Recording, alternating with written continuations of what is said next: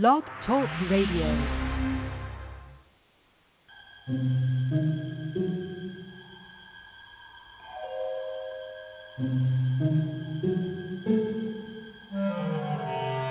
Archangels, ghosts, and Bigfoot, oh my. It's just another night for Supernatural Girls. Real stories, real answers to life's biggest supernatural mysteries. And now for another exciting interview with paranormal experts from this world and others. Here's your host, paranormal researcher Patricia Baker, on the one, the only Supernatural Girls.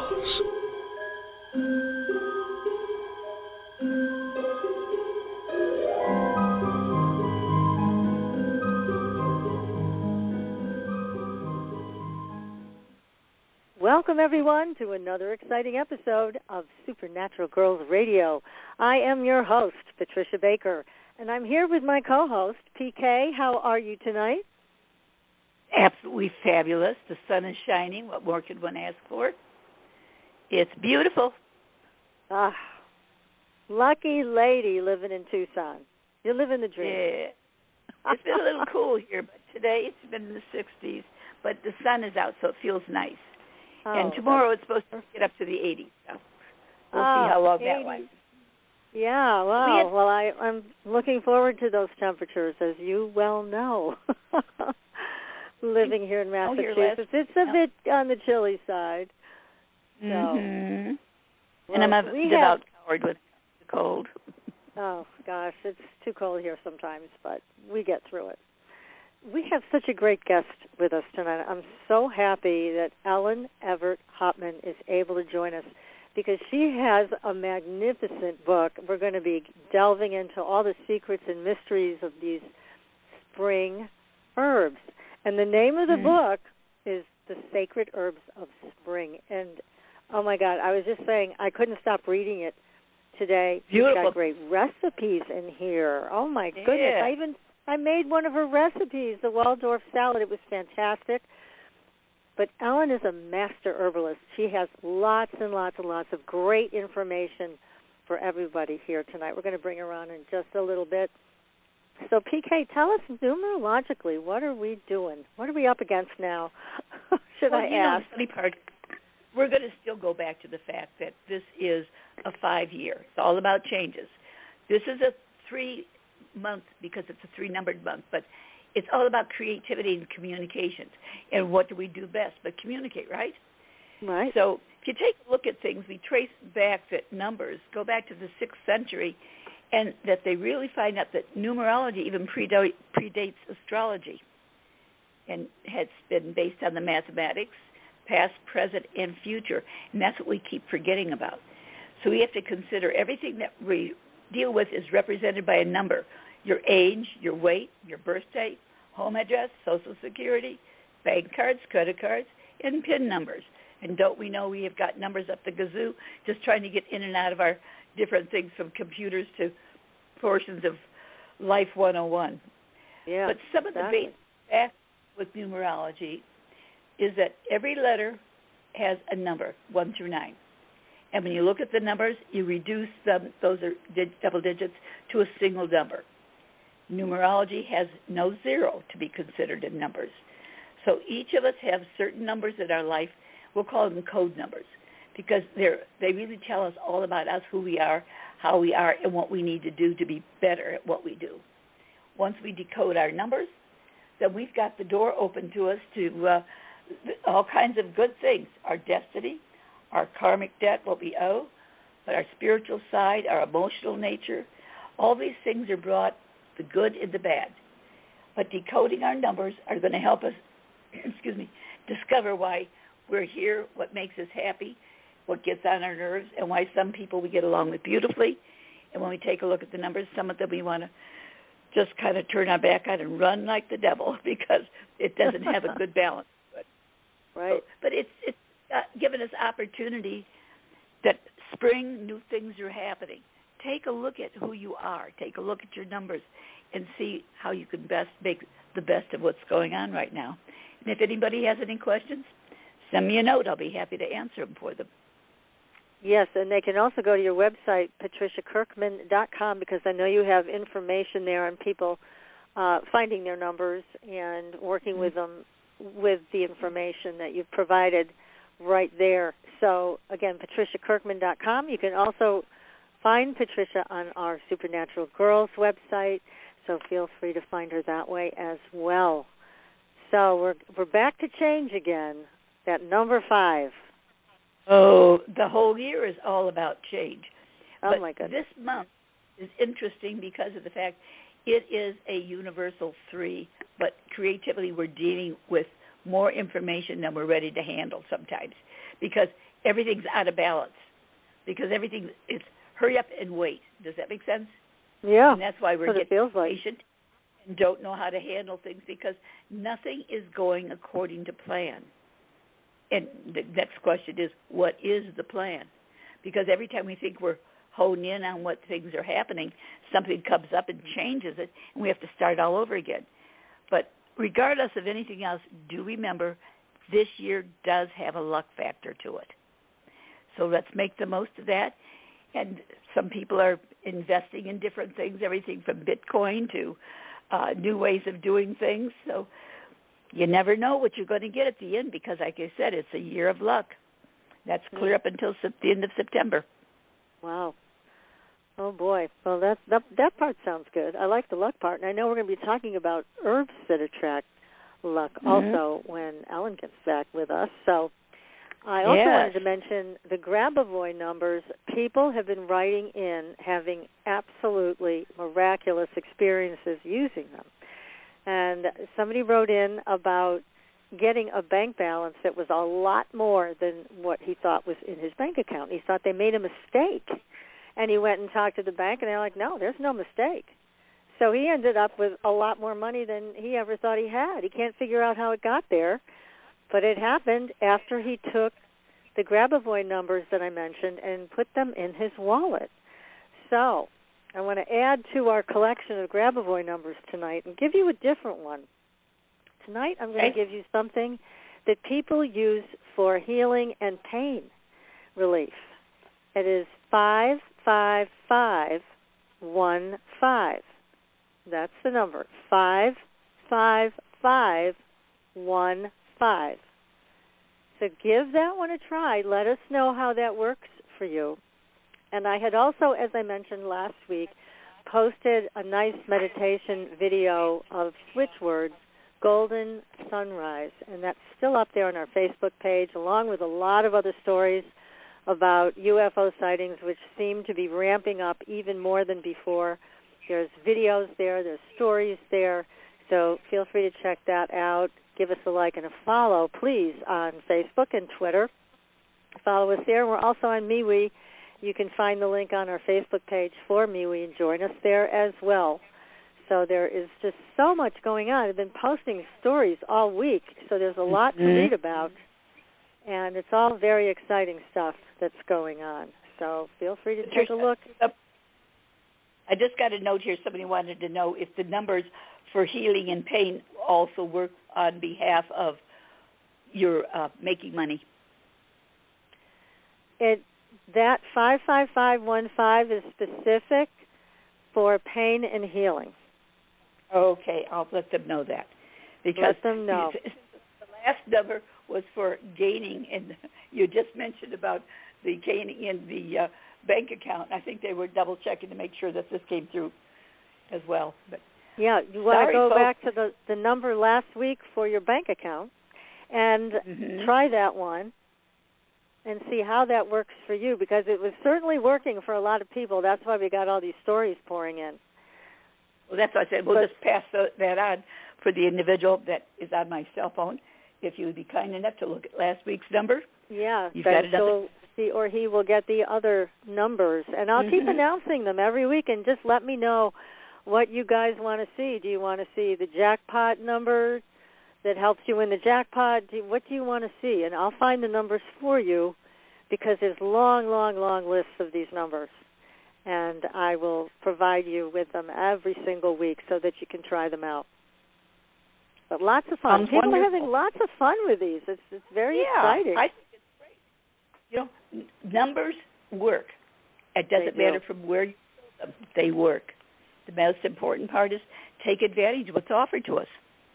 Exactly. And these appear to be more source codes. So getting your mind off of, the crazy thoughts that you might be having during the day and focusing on a number like this, or even a switch word combination like Golden Sunrise, at least it gets you out of that monkey mind that drives you crazy.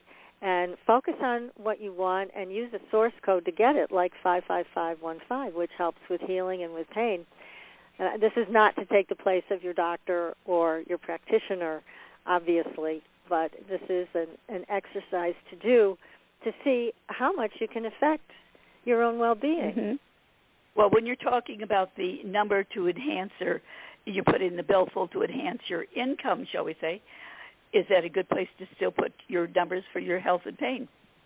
You can put them there, but for health and also pain relief, a lot of people, what they do is they write it right on, like, their wrist, or they put it underneath their pillow. Oh, good. Someplace like that. A lot of people take the numbers, and if you do a lot of work in front of a computer screen, put it on a Post-it note, put it right up on your computer screen. Then it's always with you, and your mind can always easily move to that number because it's right in front of you. Yeah, I think it's a good idea that with the numbers that you're giving us each week that you also tell the opportunity of where to place it. Yes, exactly. So any place where you're going to see it, except when you're sleeping, obviously, then putting it under your pillow makes some sense. And, again, finding places, even your refrigerator. If you frequent your refrigerator, who doesn't put it on your refrigerator. My refrigerator grabs me every time I walk by since there's no place else to go, right? Me too. So there's also numbers for safety and those that you can put in your car. And I'll get more of those for you next week so that you can start to add to your collection of numbers and experiment with them. Have fun with them and allow them to produce great results. Yeah. So people are having fun with them. We're getting the stories in all the time. As I mentioned, this gentleman that contacted me about the money that turned up mysteriously in his bank account. And I know he's very, very good with numbers, and he knows where all of his money is. So this was a big and very welcome surprise. So it was great. So let's talk about what we're going to be doing tonight. This is great stuff, and it's a perfect time to talk about it. We have Ellen Evert Hopman with us tonight. She is also from Massachusetts, and she is a master herbalist, as I mentioned, and lay homeopath, and she's been a Druidic initiate since 1984, and she's also a founding member of the Order of the White Oak, an Archdruidess of the Tribe of the Oak, and a member of the Great Council of Mages and Sages, and she is the author of several books. The one we're going to be talking about tonight is absolutely beautiful, and it's called The Secrret Herbs of Spring, Magical Healing and Edible Plants to Celebrate Beltane. Ellen, welcome to the show.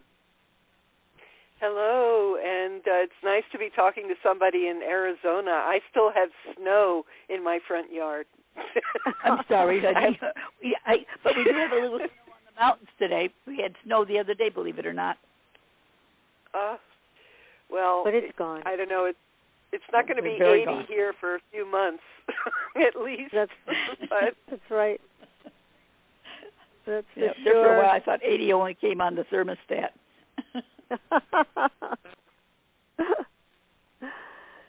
So, Ellen, tell us what made you write this beautiful book?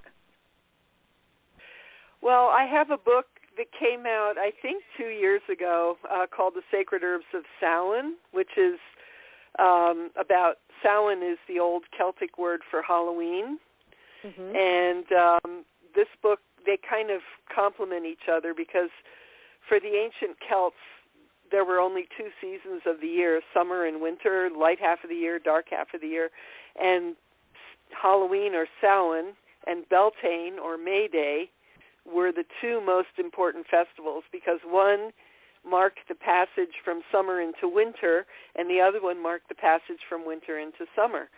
And they're both called spirit nights, and that's because the walls between the worlds are very thin, and that means that the ancestors, the fairies, all the spirits can come through more easily. You can communicate with them more easily. So it's always nice to put out offerings for the ancestors and the fairies at these times. And if you want to see the ancestors, Beltane or May Day is a really good time if you can find a flowering tree, like a flowering hawthorn or a flowering apple tree, or anything that's flowering in your area. It's kind of rough in Massachusetts, but in other areas, like in Ireland, for example, the hawthorns would be blooming, and you sleep under there or you meditate under there, and that's how you do it. So anyway, I wrote the Secret Herbs of Samhain because I was actually speaking at a conference, and someone asked me to do a talk about the herbs of Samhain. So I said, okay, and that became a book. And then I decided Beltane, that was the logical next book to do. And now I'm working on a third one, the Sacred Herbs of Yule and Christmas. That's going to be the next one. Wonderful. Nice. Yeah. Mm-hmm. Interesting. Well, as I was saying, I learned so much from your book, and I love the recipes. The recipes are amazing. And this is the kind of book, I have to tell everybody listening tonight, this is the kind of book that you should have in your own library because you can use it in your everyday life. And it's also perfect to give as a gift to someone because, again, it is a magical book in and of itself. It's easy to read. I couldn't stop reading it today. It was so fascinating, and I had to try that recipe, of course, as I mentioned, and it came out great. So there's a lot of knowledge in this book. So, Alan, tell us where you'd like to start, because, again, this is an overwhelming amount of information, but I know we were discussing what topics you wanted to cover tonight. So feel free to start us off. Well, one thing I wanted to say is that for all the herbs that I talk about, and I also talk about trees, not just herbs, so there's flowers, herbs, and trees. I talk about the magical properties, the mystical meanings, but then I also talk about the medicinal properties, and then I also try to give a recipe for each thing, what you call kitchen witchery, with the idea is that once you understand the magical properties of something, whether it's apples or beans or whatever it is, then you can incorporate it into your meal plan, and you can serve a magical meal, and the person that you're serving it to might not even realize. I mean, for example, you were talking about abundance, and I was just thinking there's a classic abundance meal that you can make, and in the South they serve this on New Year's. But what you do is you make cornbread. Corn is yellow. It's the color of gold, so that represents gold. And you make beans, and the beans represent coins. And then you make green, like spinach or kale, some kind of a green collards. You have a green in there, and that represents green money. And that's your meal. And you can either make that meal, well, while you're cooking it, you should be ideally repeating a little mantra or a saying, golden coins come to me, ever richer I shall be. I just made that up. But, I mean, you have something like that while you're stirring the pot. Very good. And then you put the food on the plate, and you eat it, and you either consciously eat it to create abundance, or you serve it to somebody who needs abundance. You know what I mean? Yes. So that's just one example. The first of the year, they used to do beans, a bean dish at the first of the year in the South. It is. I wonder if that's indicative of what you're talking about. No, that's exactly what I'm talking about. That's so you have prosperity in the new year. Mm-hmm. So you're supposed to have cornbread with it because that's gold, right? Well, and you have the beans, now we and you have the greens, the collards. But that's why we do it. That's magic. That's granny magic. So, amazing. yeah. Well, it's easy to do, and it's a wonderful way to make your life magical just by preparing and eating food. What a great thing to do. Yeah. So it makes sense. So now, you just study up. Sorry? Go ahead. I was just going to say, you just study the properties of the foods, whether it's herbs or actual fruits and things like that, and then use them to make change. You said this year's a year of change. Well, be a good time to try it out. So. Yes. Now, in your first book, the book you're doing now, are you going to include recipes for how to do different things with what you're writing about? Yes. I mean, that's become the pattern. I did that in the Secret Herbs of Samhain, the Halloween book. I did it in the Herbs of Spring. And now for the Christmas book, it's all the cinnamon, all the typical Christmassy kind of things. To look forward to. Wonderful. Yeah, and I have lots of different kinds of breads and cakes. But again, every herb that I mention in there will be a recipe to go with it. So you can work with it. You can bathe in it. You can make a tea out of it. You can make a cake. You can work magically many different ways with plants. Wonderful to know. And the food tastes better when you add your magic to it. It really is something that is quite powerful. I notice a difference when I prepare things consciously and with love versus just trying to get it out of the way, get it over with. Exactly. You've been in my kitchen, I can tell. I didn't want to say anything, but... So fava beans. Tell us about the fava beans, Ellen, because I know you just mentioned beans for the new year and prosperity. They're quite powerful, aren't they? Well, for the ancient Romans, the beans, if you take a kidney bean or if you open up a bean, you'll find a little embryo in there. Mm-hmm. So beans, for the Romans and for us today, if we think about it, beans are incredibly sacred. And in ancient times, they would eat beans at a wedding. They would eat beans at a funeral. And in the Floralia, which is the Roman spring celebration, they would throw beans at each other. So, because, well, the bean itself, each little bean, they thought there was an ancestor, an embryo waiting to be reborn, sitting inside the bean. Oh, so that if you were at a funeral, if you ate beans at a funeral, that gave a way for your ancestors to come back to the family.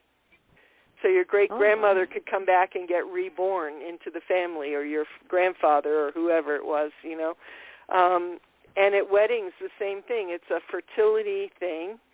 And you eat the beans, and you're hoping that, one of your ancestors or some great, powerful person will get reborn through the beans that you're eating. So, yeah.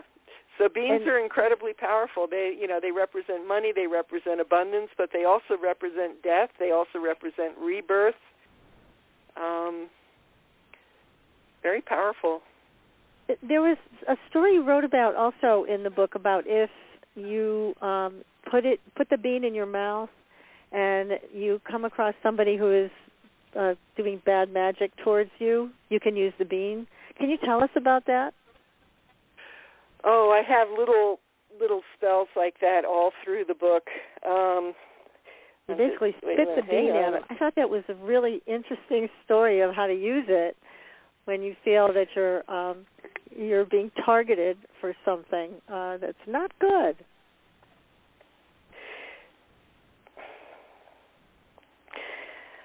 Well, there's lots of different ways. Here's one. It says, start by making 3, 5, or 7 wishes, and for each of them put one bean in your pocket. Leave it there for a week.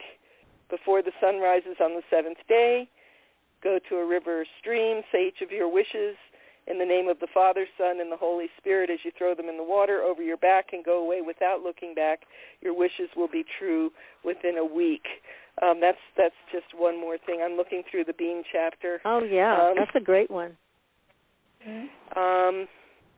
I'm sorry, I don't see the one you're talking about. That's okay. I just wanted to mention it. It just, again, adds more depth to the power of these beans, and then it's amazing. Beans are scattered all through the book because they are so important.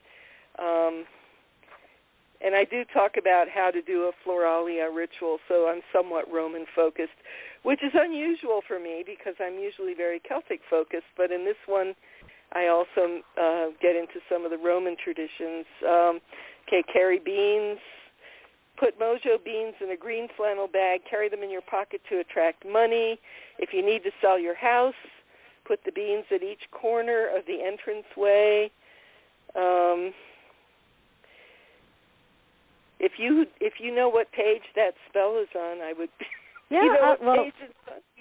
I'll look for it as we're talking. There's so much to talk about, so we can move on to something. I'm trying to hold the phone and manipulate the book at the same time. Don't worry about it. You know what? It's a good reason for people to buy the book, just to read that.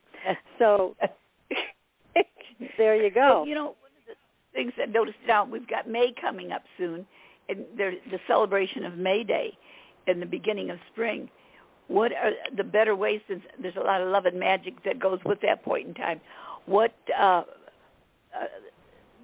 we'll say flowers or beans or whatever, work best for that period of time? Well, something that's very traditional that I think people have sort of remembered but not quite. You know how at Easter time, at least around here I see it, I see people hanging plastic eggs of all different colors from trees. Mm-hmm. That seems to be a thing. But originally, back in the day, it was done at May Day, or Beltane, and you would take eggshells and you would dye them yellow, and you would have yellow flowers like marsh marigold or primrose, things that were yellow, and you would find a small tree, like usually a hawthorn, or it could be a very small holly tree, and you would decorate it with the yellow flowers and the yellow eggs, and that was all to welcome the sun, to honor the sun. Neat. So that would be a really nice thing to do because, people know about maypoles. Maypoles are an English tradition, but the May bush decorated with the yellow flowers and the yellow eggs, that's Celtic. That's more Irish. Yep.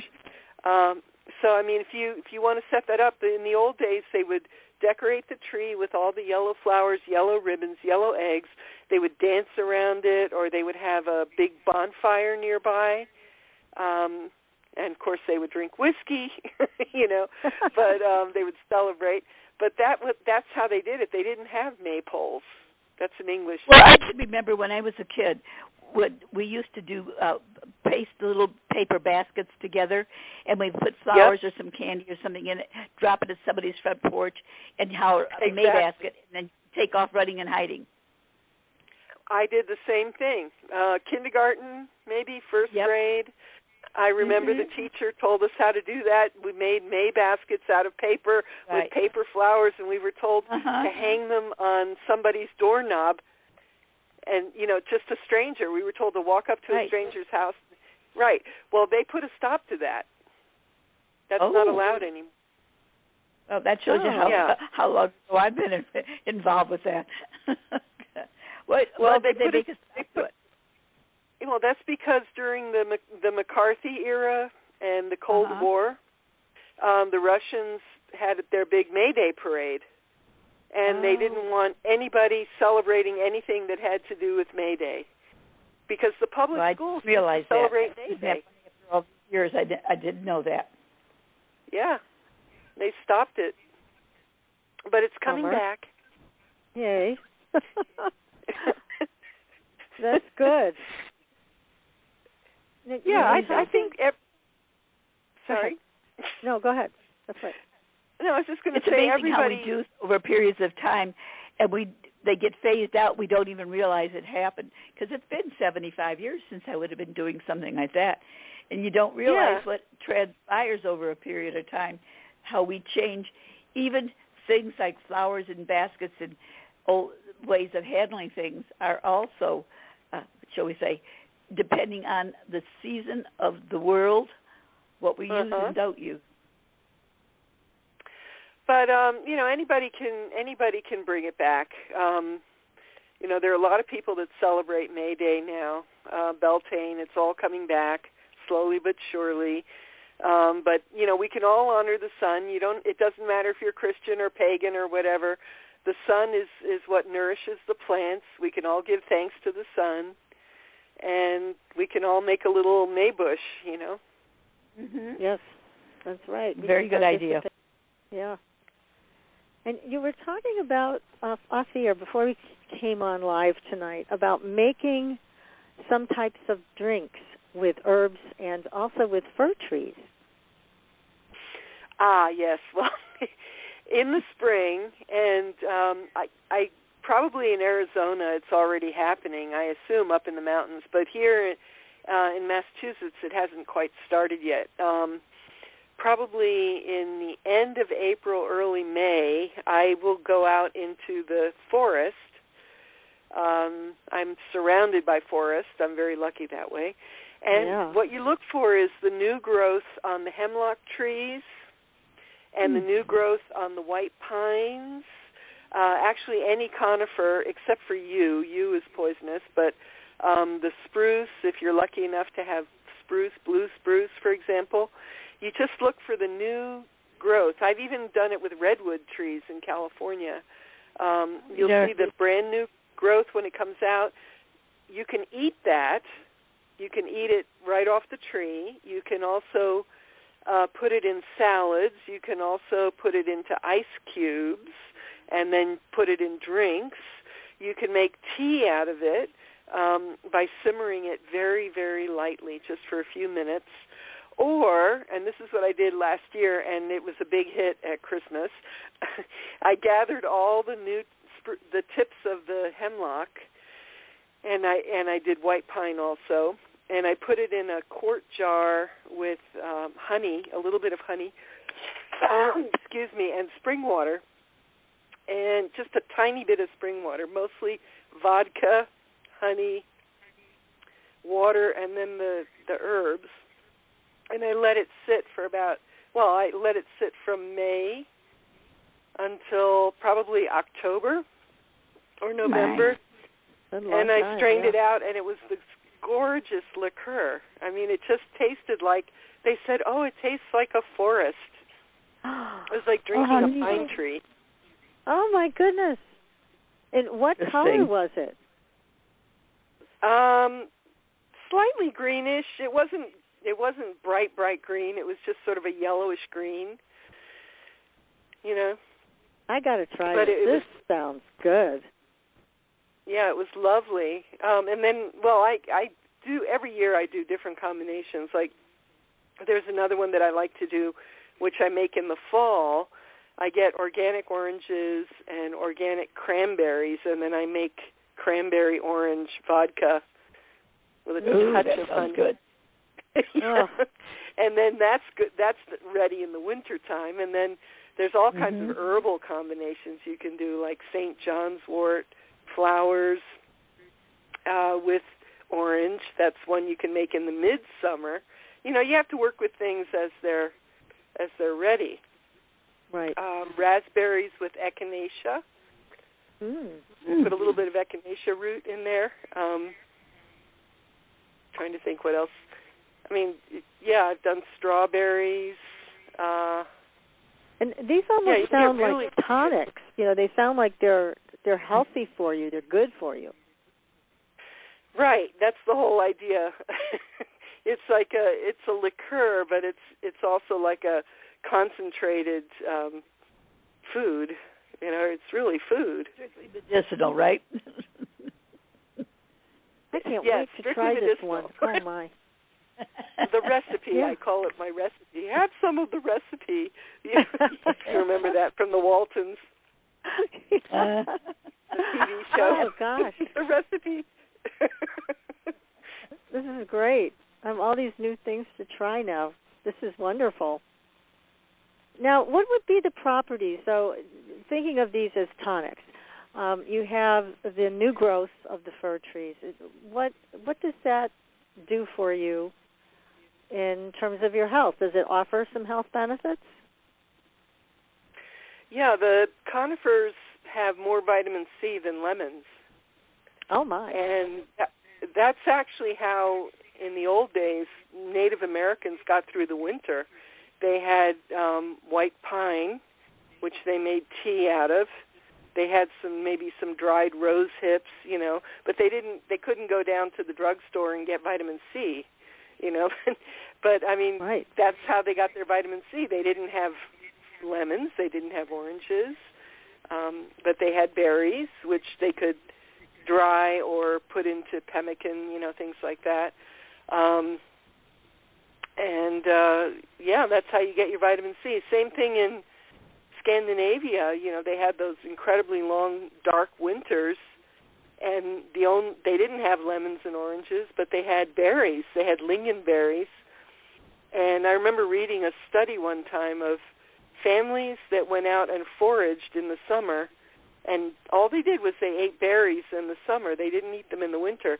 But the families that foraged for berries just in the summer were healthier. They had less cancer. They were, they had better immune systems. And so that's what you do in the summer. Of course, we're lucky. We can go to the drugstore or the grocery store now, and we can pick up whatever we want. But back right. in the day, they couldn't do that. No. But if you just eat berries when they're ripe, eat as many berries as you can. Raspberries, blueberries, blackberries, all the berries are very high in bioflavonoids. They really build up your immune system. So I try to eat berries all year round, but I'm spoiled because I can do that, Our ancestors could do that. Yeah. Oh, my goodness, so much fun with this stuff, and it's so powerful. And I would imagine, too, it's so helpful for people to go out in nature and to look for that new growth in the trees. I mean, you're forming a connection with the trees around you. Again, there's a lot more to it than just harvesting, right? Right, and then there's the whole spiritual dimension. When you're working with things like cedar or pine, those are all they're trees of peace. They bring peace. So whether you're hanging out with them or eating them or drinking them or whatever, you're taking in it's peace. That's the energy of those plants. That's what it's all about. Yeah, so we need that now. So much. Oh my God, don't we ever? Yeah, we really do. What a wonderful way to do that too. And you talk about, I'm just going to pick out a few things here. Again, the apple is fascinating to me because in the book you talk about apples being associated with the other world. So tell us about that. How do you work with apple and apple tree blossoms and things like that to connect with the other world? Well, as I mentioned, at Beltane or May Day, when the walls between the worlds are thin, if you spend time under a flowering tree, like a flowering apple tree, for example, that's a good way to cultivate the sight, to be able to communicate with the other world, with the fairies. Some people hear them, some people see them, some people feel their presence. Everybody's different.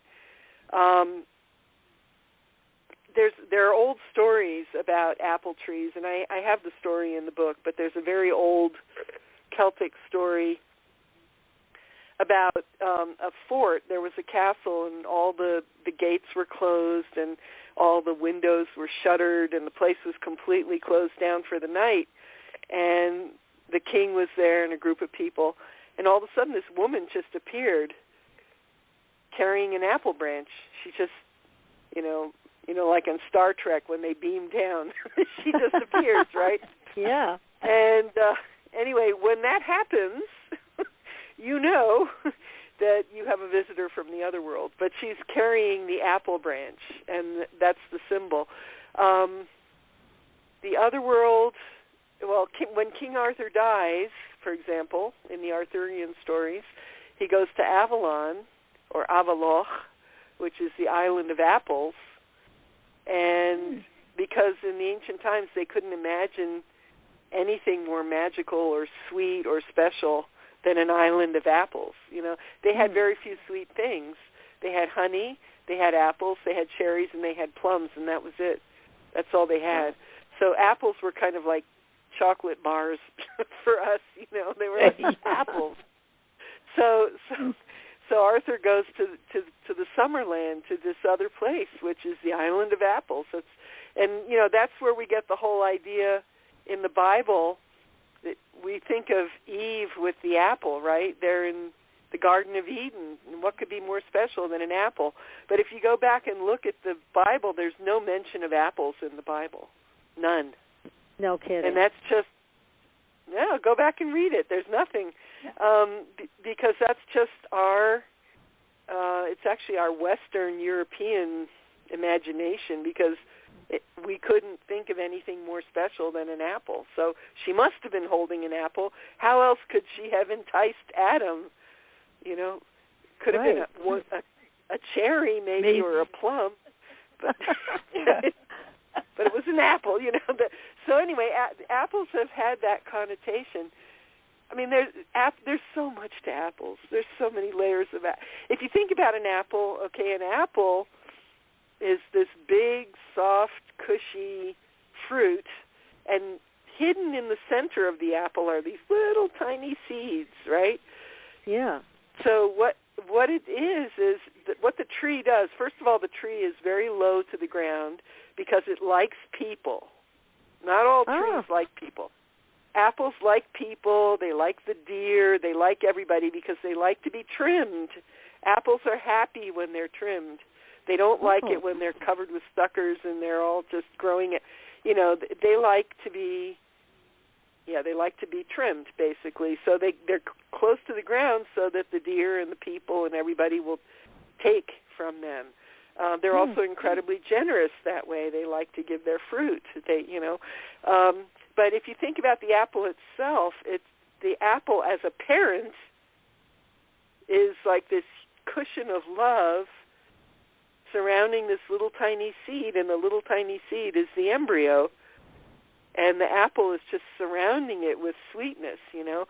So that's why apples are the tree of love. They're considered the tree of love. So when you're doing love magic, that's one of the trees that you would focus on. So you could make a wand out of apple wood, or you take the blossoms and you can put the blossoms on food.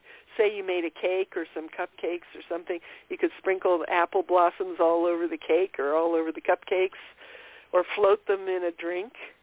And if you really want to get into magic, you want to do candle magic, you would get a pink candle would be more for love, a red candle would be for passion, but you can smear it with honey and then roll it in the apple blossoms. And you could either use fresh ones, or I guess you could dry them for later use in the year, because they're only around for a few weeks, you know. Right. But you roll it in the apple blossom, and then you burn the candle to attract love or passion. Yeah. Yeah, there's just a lot to apples. There sure is. That's why I was so entranced with reading about that in your book. It just was wonderful to see all of the magic that goes with apples. So tell us more. What about other types of trees? Are any other types of trees, other world trees? Well, every tree, I have an expression, every tree is a church for a druid. If you're a druid, all you have to do is sit under a tree, because the roots go down to the underworld and the branches go up to the sky world. So you can travel down shamanically through the roots to the underworld, which is where the fairies and the ancestors are, or you can travel up through the branches to the sky world. So every tree is magical. But then you get into the individual qualities of each tree, and they're all different. I saw something that was just on, I forget where I saw it, just the last couple of days. They were talking about the trees, but a tree cut, well, you could look at the circles and tells how old it is, etc. But they also showed that the tree, the inner workings of the tree, is very much like a fingerprint. And they showed a fingerprint next to it and how the similarity is. Roche. And I thought, oh, my goodness, amazing. I never thought of that. Mm-hmm. But, yeah, we have rings on our fingers. But they showed the fingerprint right next to the tree, the base of the tree that had been cut, so that they showed one next to the other. And it was so startling. And I can't remember now where I saw it, but it's been the last couple of days. And I thought, wow, I have to remember that. And now I know why. Yes. Well, with humans, though, can you look at a fingerprint and tell what kind of food and water that person had as they were growing? Probably you know how with not. the tree? Yeah, that's what Yeah. Mm-hmm. That would be really interesting, though, if you could look at a fingerprint and you could see that, between ages of 1 and 5, this person was malnourished, but between the ages of 5 and 8, they got a lot of food. Maybe you could see that. I don't know. Because that's a what good you thought. said, the tree. I was going to say it's a very good thought because as we grow, our fingerprints and palm prints change, and I'm sure by what we eat or don't eat would make a major difference, just like it does with all other aspects of our body. There's a PhD thesis in there. And I'm going to turn it over to you. Ellen, you're the smartest one in the room, so yes, you get that one. But no, all the trees have different qualities. You know, they all, like, for example, I said, the pines are the trees of peace. Willow is also a very peaceful tree because it bends easily. So that's what it teaches. It teaches about flowing with life and bending easily. And then you have trees like oak and ash that attract lightning, and they live. If a pine tree gets struck by lightning, it explodes. It dies. It literally blows up. But an oak tree can be struck by lightning, and it just channels it down to the ground. Same thing with an ash. And what that symbolizes is the ability to have contact with the most powerful forces in the heavens. The high gods is the way people used to think of it, but the sky gods, and live to tell the tale. So they're considered incredibly powerful. So kings would have their thrones made out of ash wood, and their shields made out of ash wood, and their spears, and so on. For the Central Europe, it's more oak, and then further north, it's more ash. But so they're all different. Every tree is different. Holly is a warrior tree because when you clutch the holly in your hand, the leaves, it's going to prick you. It's going to make you bleed. And it has the red berries that are the color of blood, and it has the hottest fire. If you burn holly wood, that's what the charcoal burners used to use because it gives the hottest fire. It's like the fire of the warrior, So you also talk about herbs for courage and clarity. And you start off with borage in that and then go on from there. This is interesting. And wisteria, that's part of that group too. Yeah, there's an old medieval saying, I, borage, bring courage. Borage gladdens the heart. Those are medieval sayings. And it's really interesting because people that experience a lack of courage, they go out in the world and they're fearful all the time, they can actually damage their heart. So the emotion that causes you to damage your heart can be alleviated by borage. That's why it says borage gladdens the heart, I, borage, bring courage. So if you need to strengthen your heart, if you've become disheartened by life, you need to strengthen your your courage or your heart, you can take the borage flowers and you can eat them in salads, or you can make ice cubes, because again, they don't last, they just last for a few weeks in the summer. So you gather the flowers and you make ice cubes, and then you can float the ice cubes in drinks. And you can eat the leaves and the flowers in salads when the flowers are blooming.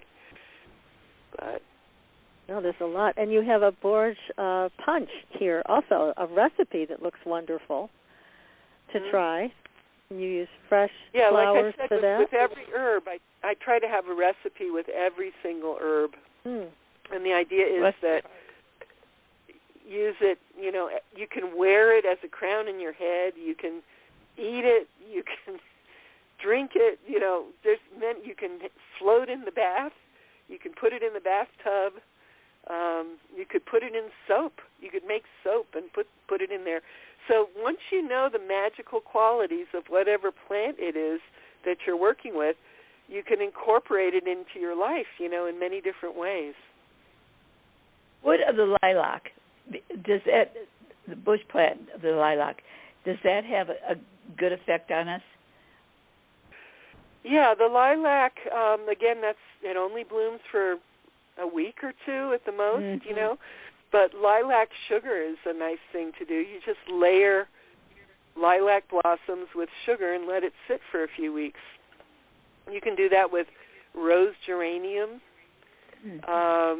leaves or flowers or both. The smells are just wonderful for some of the blossoms. blossoms. You make that sugar, and then you can put that sugar, you can sprinkle it on pastries, like cupcakes and cakes, or you can put it in tea. Put it in honey. You can make lilac honey. Put the flowers with raw honey and let it sit, usually in a warm place, like a warm windowsill, for a few weeks, and then the longer it sits, the stronger it gets. So you have to taste it and see, when it's to your liking. And,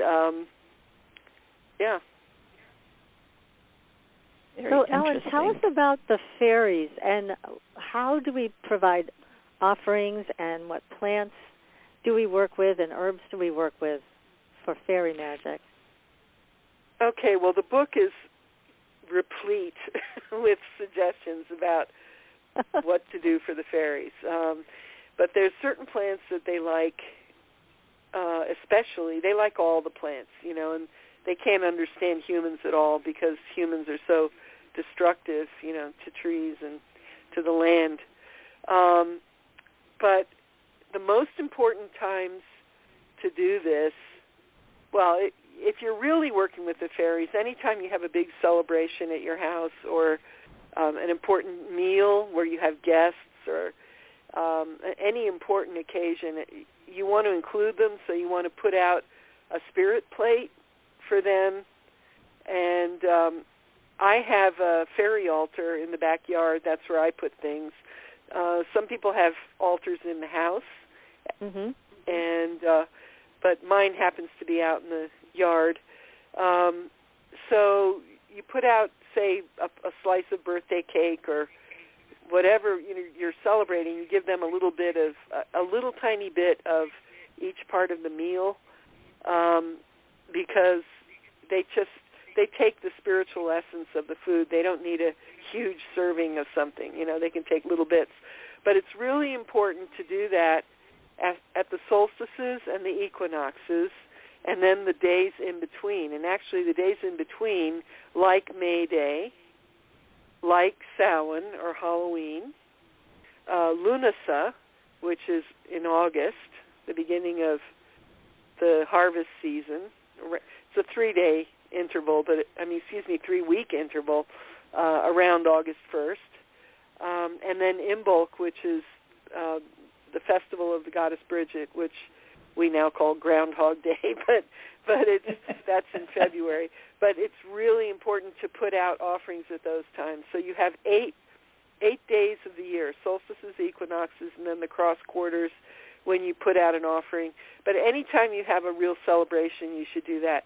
But in the summer, they love clover, for example, and we still remember, today happens to be St. Patrick's Day. It's also the saint day of St. Gertrude, who's the patron saint of cats. So I prefer to celebrate St. Gertrude. But anyway, but we still remember the four-leaf clover as, everybody knows about four-leaf clovers, right? We remember it as something magical. But clover, it just happens to be one of those plants that the fairies really love.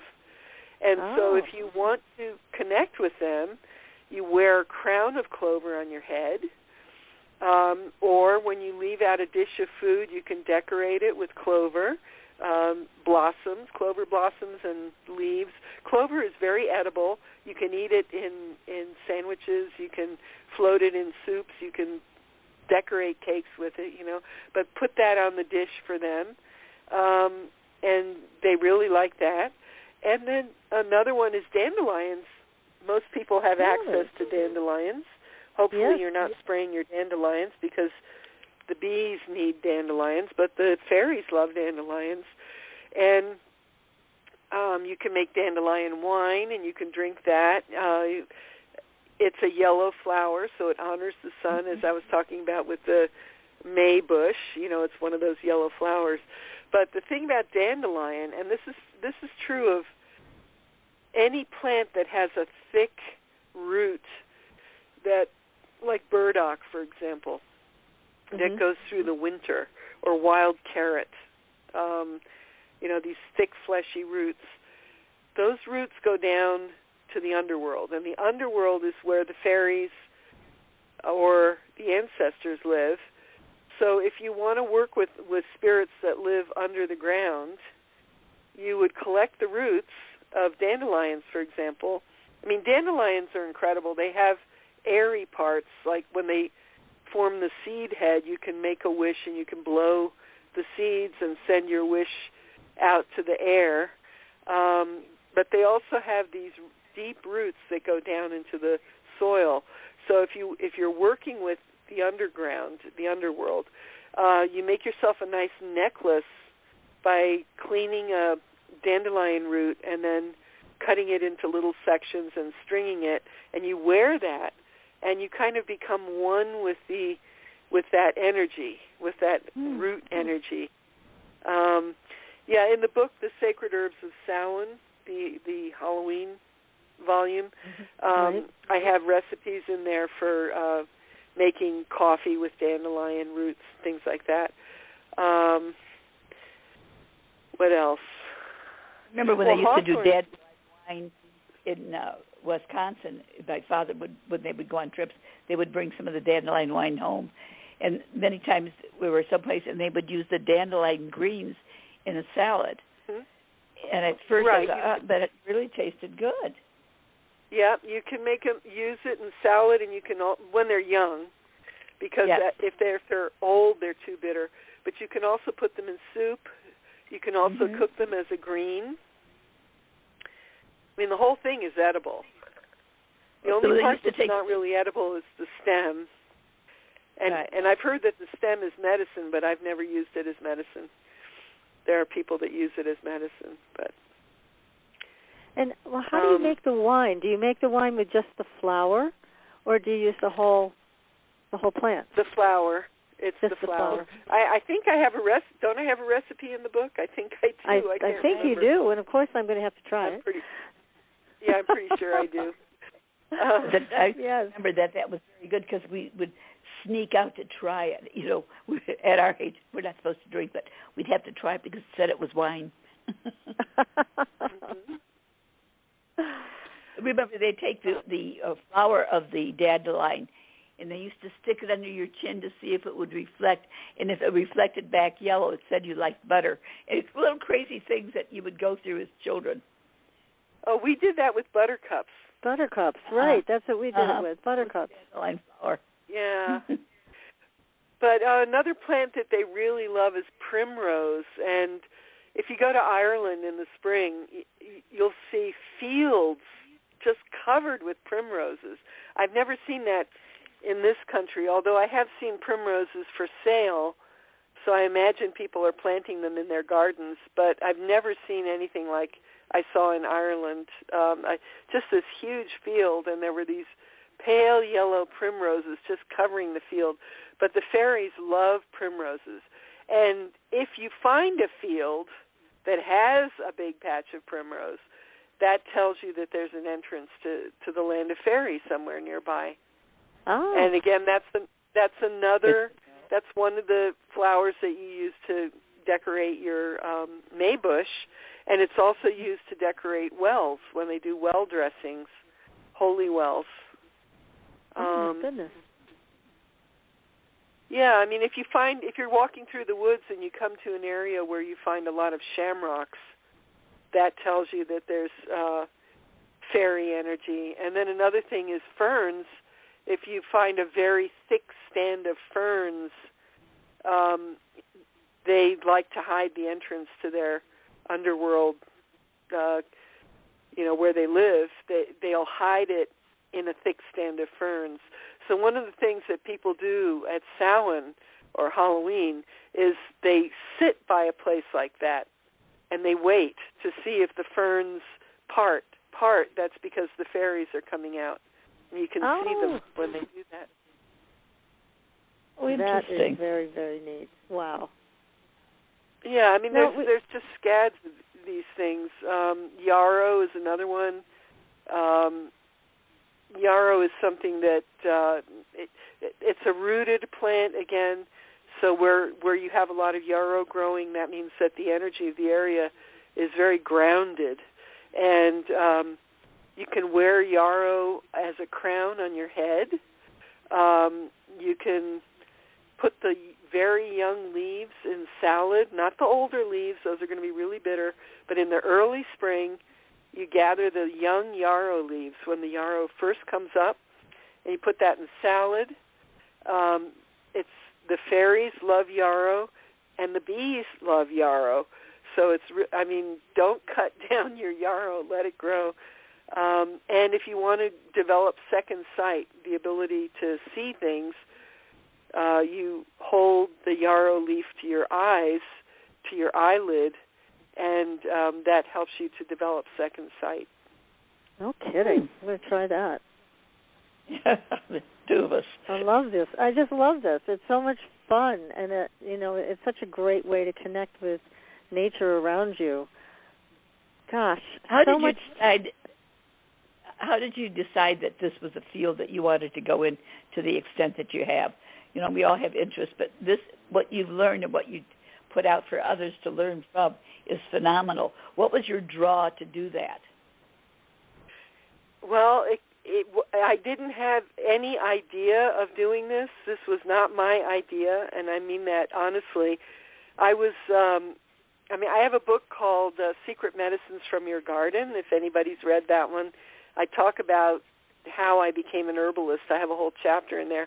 But basically what happened was I was getting a master's in art history, and I was given a scholarship to go to Rome to study art history from Temple University, and they sent me to Rome, and, I dutifully, for the first couple of weeks, I was in the libraries studying, and then I decided to go to Assisi to see the frescoes in the cathedral there by Giotto. There are these medieval frescoes, and I wanted to study them, So I walk into the cathedral, and I see these frescoes, and they're showing the life of St. Francis, but there's all this gold worked around, in the paintings. And I walked up to this little monk, and I said, this can't possibly be representing the life of St. Francis. I want to know more about his real life. And the monk told me, this is what he said. He said, go to San Maceo. And I said, what is San Maceo?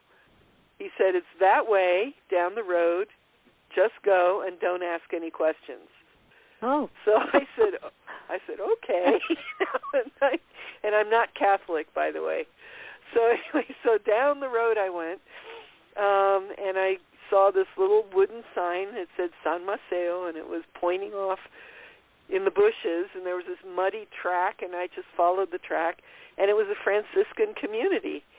And there were both men and women living there, mostly Germans, and I ended up staying there. And then I went back to Rome and left all my possessions and came back to the Franciscan community, spent some time there.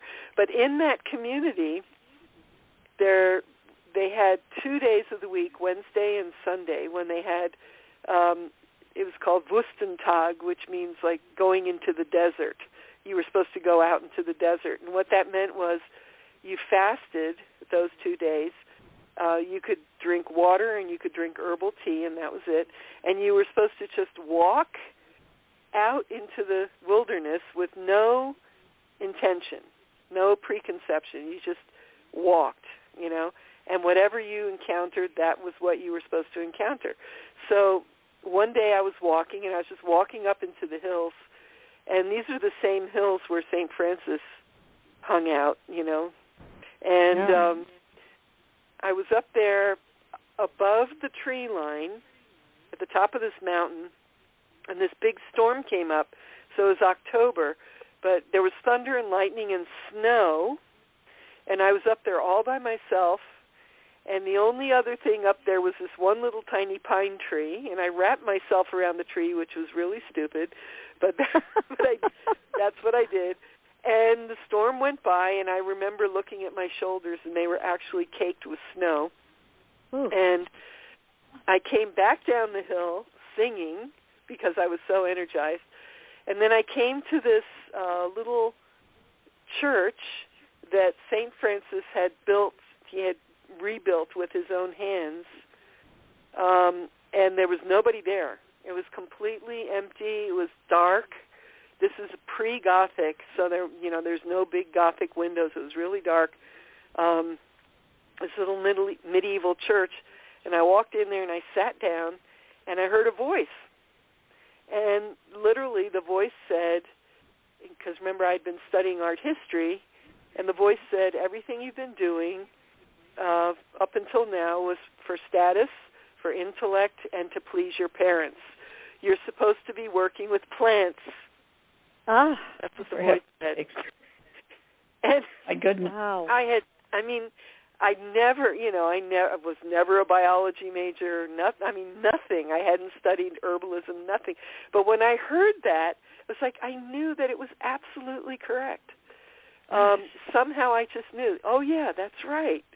That's what I'm supposed to be doing, because I noticed that when I was walking out in the, on the desert days, when I was wandering in the desert, that every tree, every blade of grass, every flower, every plant was like a person to me. They were all so alive, and I never felt alone because I felt like there were all these beings, they were all around me, and I felt perfectly at home. Whereas when I was in the library reading all the books and taking notes and doing all that, I felt like I was dead. And when I heard that voice, it's like I knew that I was supposed to, it made total sense to me that I was supposed to be working with life. So it kind of went on from there, and then somebody there said, oh, you should go to Findhorn. Findhorn is this community in Scotland where they co-create with the fairies. And he said, oh, you should go to Findhorn. Everybody there is just like you. And I said, oh, really? So I went to Findhorn. But, I went back to the States.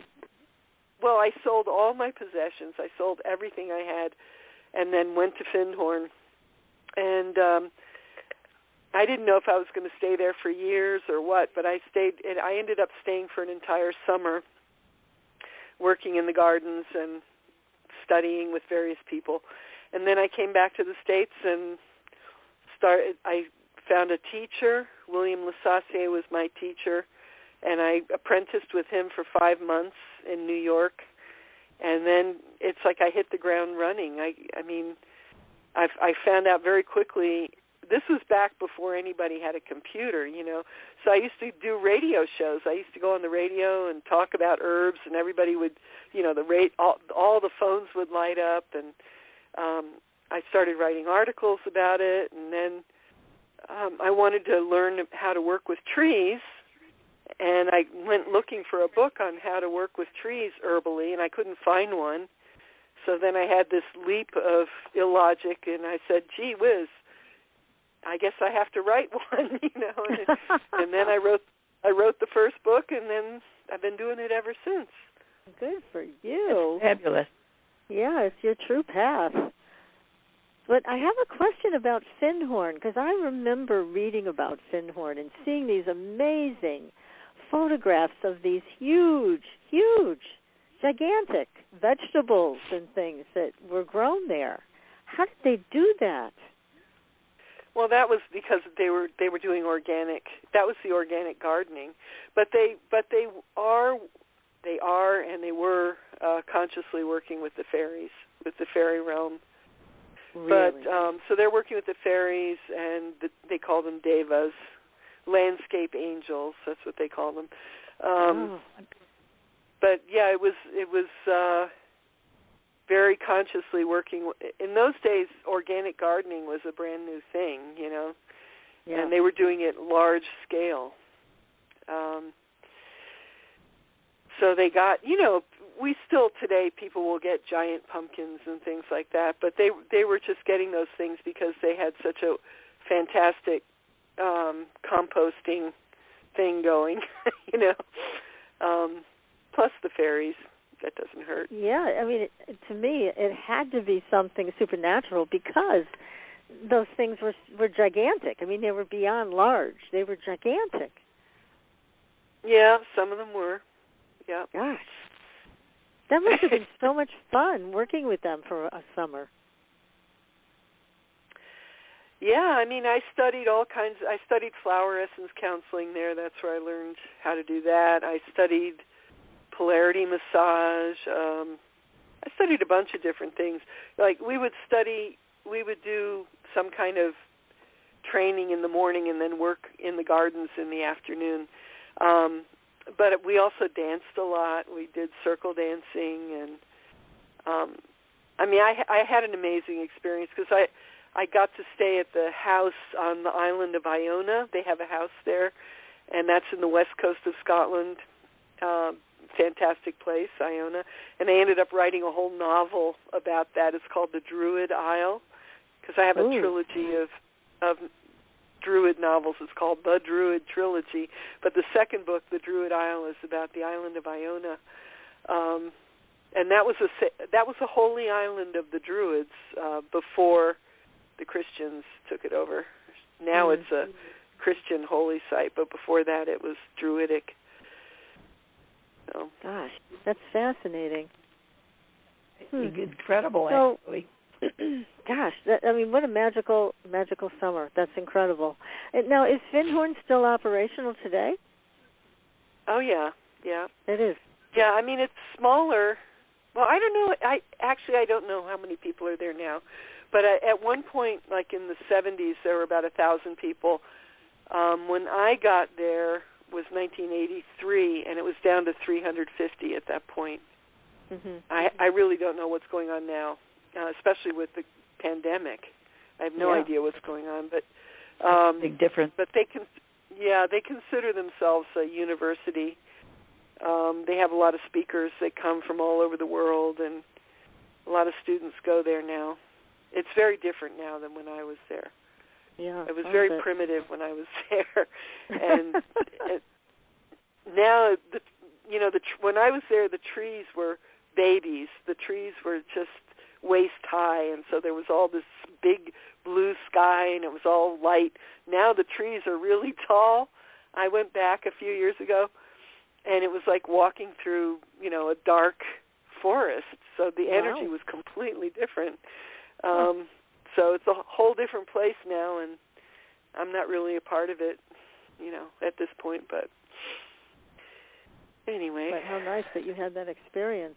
Well, tell us also about roses, because roses are so gorgeous and have such an amazing scent, and they're very powerful also. Talk to us about roses.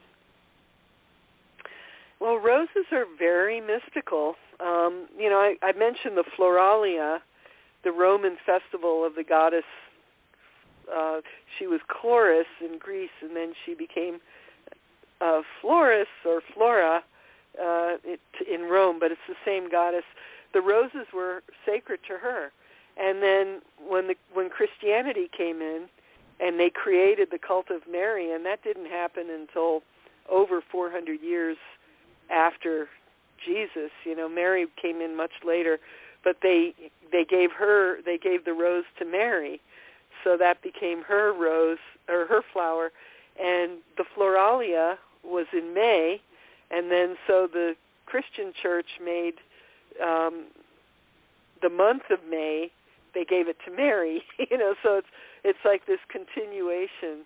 But yeah, roses are, to me, the lotus flower in the East is the most mystical flower, because it symbolizes death, rebirth, and consciousness, the crown chakra, and it's just this very, very mystical flower.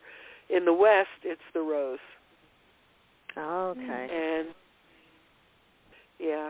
And so it has to do with love, but it has to do with divine love, and it also has to do with sexual love. I mean, it has to do with the entire spectrum of love, And you can do the same kind of thing with roses like you were talking about in your book with violets. You can use the rose petals to sugar them and eat them, and et cetera. Yeah, you can make rose petal sugar. You can decorate cakes with them. You can make tea. But you have to have a really good old-fashioned rose that has a scent, because the problem now, most of the roses, especially the roses that you find in the flower shop or the supermarket, they have no scent. They're all genetically modified. Oh. Well, they're designed to be packed and travel and last a long time, I guess. I don't know. But, yeah, you can't use those. You have to use an old-fashioned, like a tea rose that has an actual scent to it, And the red tea rose, the really, really fragrant red rose, has a huge amount of vitamin C. Oh. So if you're making, a syrup, or you're using it to decorate cakes, or making sugar, or whatever you're doing with it, rose hips, again, more vitamin C than lemon. Amazing. So healing. It's incredible. What we have a group of products were just announced that are all rose-based. I mean, that's rose liquid that they turned into some type of a drink, and also gummies, with made of roses, 100%. It's an interesting thing that it's happening right now. Well, rose water was used as a drink and as a flavoring in the Middle Ages, and in the East, they've been doing that for thousands of years. I think we're just catching on. I think we're we're slow to catch on, aren't we? Fortunate but true. Thousands of years later. Yeah, it was just an interesting product introduction that I saw, and it was not inexpensive either. It was pretty expensive because they probably are using the old-fashioned roses. So, but, if you get attar of rose or rose oil, it's incredibly expensive, the real thing. Yeah. But if you have that oil, you want to, again, I talked about apple blossoms with candles. If you want to make a love candle, you would get a pink candle for love, and you would anoint it with oil, rose oil. And if you want passion, it would be a red candle anointed with the rose oil. You could also float the petals in your bathtub, and you could bathe in it. You can, if you have the red rose petals, the fragrant red rose petals, you can dip them in melted chocolate. Ooh. And eat them. You can also make jelly. You can make vinegar. You can make rose honey, as long as you have real roses, layer honey and rose. You can candy the petals. I have recipes in the book for candying violet flowers, candying rose petals. And you can sprinkle them on desserts. You could even have a dish of, say, vanilla ice cream with rose petals sprinkled on top or something. You can freeze the petals into ice cubes. But the thing is, if you're using the red, if you're using the red rose petal, it has a white base, and you don't want the base. You have to cut off the base because that doesn't have any taste. Oh, so you just want the red part. Okay. Gosh, I'm going to be busy harvesting all these things that I can find, making sugars out of them and everything else. Oh my goodness! First time I came across the sugared violets was when I was in England, and they were just wonderful, sprinkled over the top of desserts. Mm. Yeah, I remember when I was in England, I found violet water. It's like violet cologne. You never see that here. No, they have wonderful. I'm thinking lilac and violet. Single floral colognes. Lily of the valley, things like that. You don't see that here so much. No. It was also nice they would use the rose water as a refresher for your complexion. Right. Yeah. Put it in the bath. Mm-hmm. Now, is there anything that the fairies don't like from the plant kingdom? Or, we've heard some things from other guests about that they prefer a plant as an offering rather than a cut flower. Things like that. I don't know if that's real or not. What they don't like is destruction. This was explained to me one time by somebody who communicated with them quite a lot. And he said they look at the human heart and they're very confused because when they look at us, they see the best of the best and they see the worst of the worst. They see that we're capable of altruism, we're capable of nurturing each other and taking care of wounded animals and helping the land. We can do all that, and then we turn around and we wreck everything. Yeah.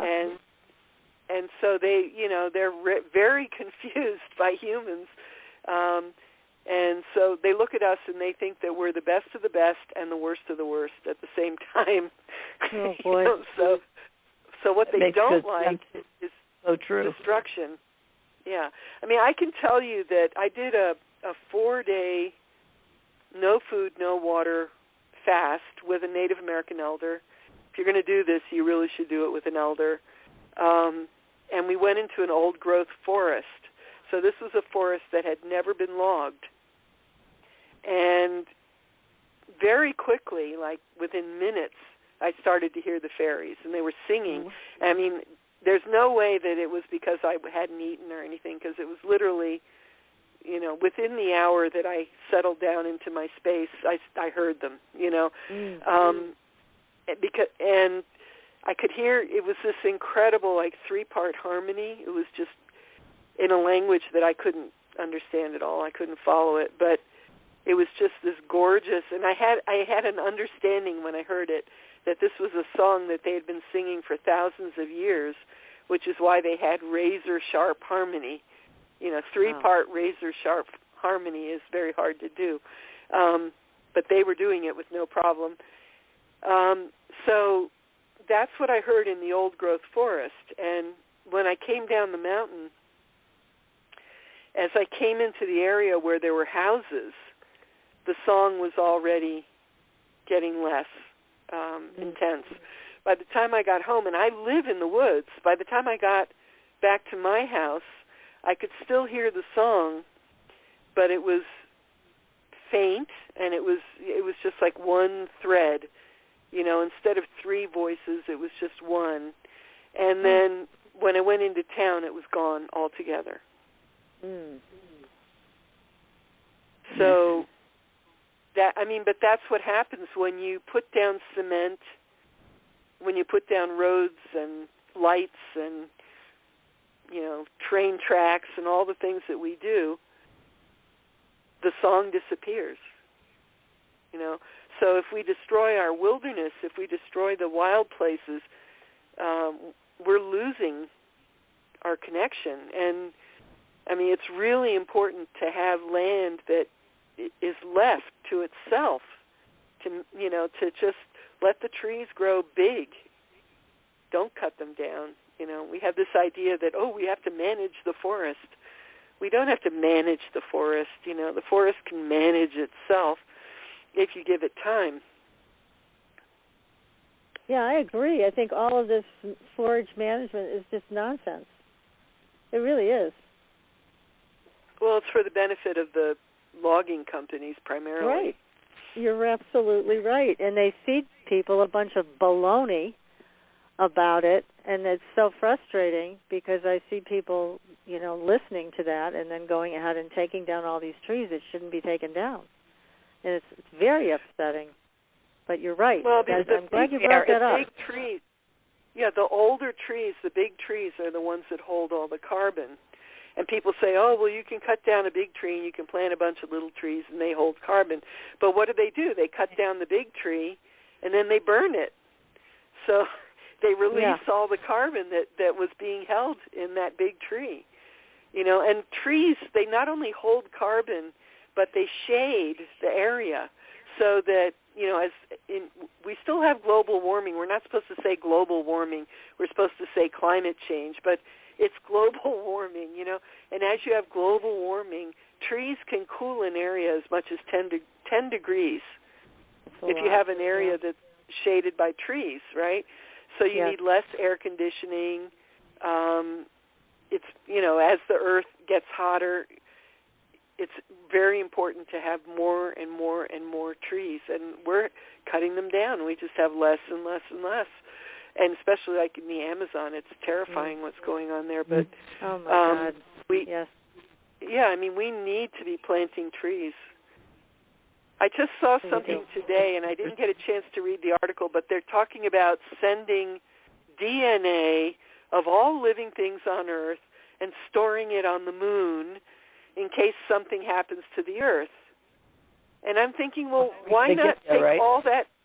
Why not take all that energy and save the Earth, instead of focusing on Mars and the moon and, we can do it. Let's save what we have here, because this is the only habitable place we have.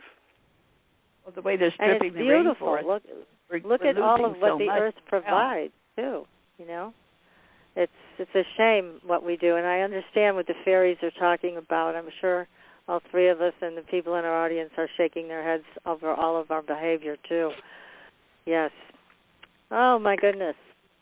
But you're right. We need to put more of our energy and all of our energy into supporting the planet that supports us. So, Ellen, thank you so much for being here tonight. This has been beyond delightful having you here and learning so much. And, again, I want to tell everybody the name of your book. It is The Secrret Herbs of Spring, Magical Healing and Edible Plants to Celebrate Beltane. And it's a beautiful book. The cover I'm even talking about is gorgeous. This is a book that you need in your library, everybody. And give it to your friends because it's full of wisdom and great recipes. I was going to say, I can't wait to try some of the recipes. I know, really. They're all wonderful. The one I tried was terrific. So, everybody, thanks for joining us tonight, and we will be back next week with another great show. We're going back to visit the topic of UFOs with a New York Times writer who has just finished a book of Dr. Mack. So we'll be talking about all of that next week.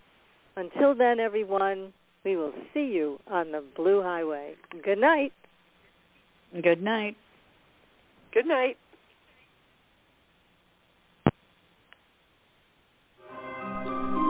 Thanks for listening. Tune in next week for another radio adventure with Supernatural Girl.